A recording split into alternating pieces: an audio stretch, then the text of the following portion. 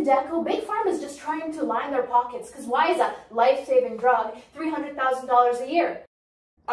Actually, Symdeko is a really good drug that helps people with cystic fibrosis all over the world, all the time, so I don't know what you're talking about. I think you're wrong.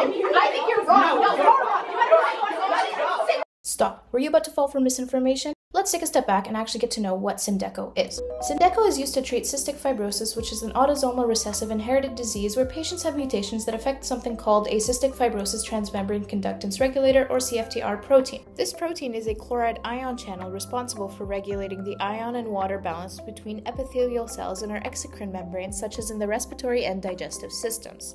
These membranes secrete mucus that lines the digestive and respiratory tracts, but when mutated, there is an imbalance of water and ions, which causes thick and sticky mucus to be released, which clogs the airways and digestive tract, trapping bacteria and causing chronic respiratory infections, inflammation, and stunted growth. Class 2 mutations include the F508del mutation, where a phenylalanine residue is deleted from the amino acid chain, causing a misfolded protein to be created, which then gets trapped in the endoplasmic reticulum, marking it for degradation by the proteasome, which means that little to no functional CFTR channels are produced. But how did we come about this? It began when a biotech company called Vertex Pharmaceuticals started researching cystic fibrosis in 2000. After 12 years of research, they developed a drug called ivacaftor, which is used individually for a rarer form of cystic fibrosis and eventually the first component of Symdeko. Around the same time, Vertex was developing another drug called tezacaftor to target the F508del mutation. This drug is the second component of Symdeko. Later in 2017, Vector requested for Symdeko to be used orally in people 12 years and older who have the F508del mutation in their CFTR gene. That same year, Vector started their phase 3 clinical trials of the Symdeko treatment. With great success, Symdeko was approved the following year by the FDA as a combination drug of tezacaftor and ivacaftor to manage cystic fibrosis. Later in 2019, Symdeko was approved to treat patients ages 6 to less than 12 years old. As you can see, it took nearly 2 decades to formulate Symdeko.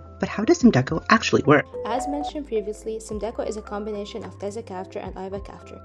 To fully appreciate this combination, let's delve more into the biochemical processes behind it all.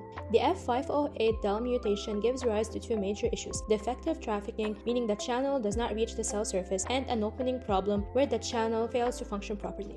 Tezacaftor acts as a corrector and binds to a defective CFTR protein. That can now fold correctly into its three-dimensional shape, which improves its conformational stability, leading to more functional CFTR protein delivered to the cell surface.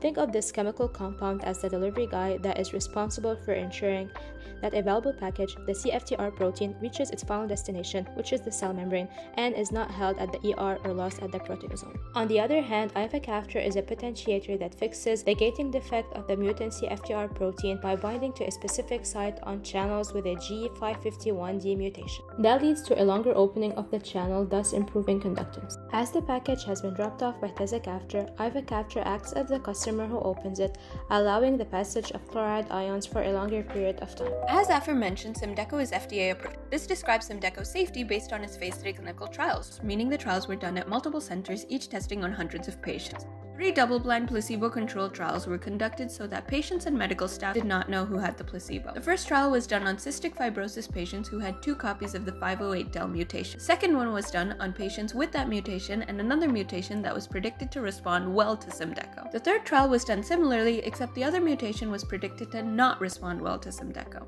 In these trials, 496 patients over 12 received at least 1 dose. 1.6% of patients treated with Symdeko dropped out due to an adverse event. 2.0% with placebo also dropped out. The conclusion was Symdeko was safe, although one limitation to note was that most participants were white, leaving ethnic differences in drug efficacy unknown. Understanding the safety, what's Symdeko's future?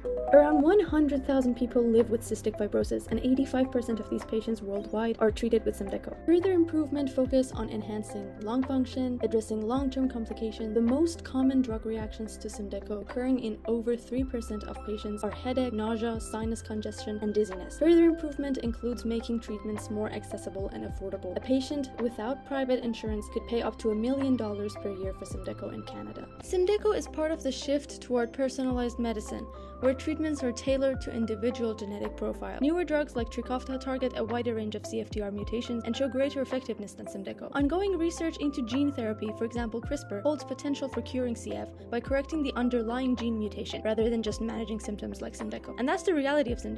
Let's check back in with the podcast bros. Well, that's actually interesting. I hope you guys learned something from it. Yeah, I think I definitely did. The clinical trials are very, very interesting, but I'll have to look into it for myself. Exactly.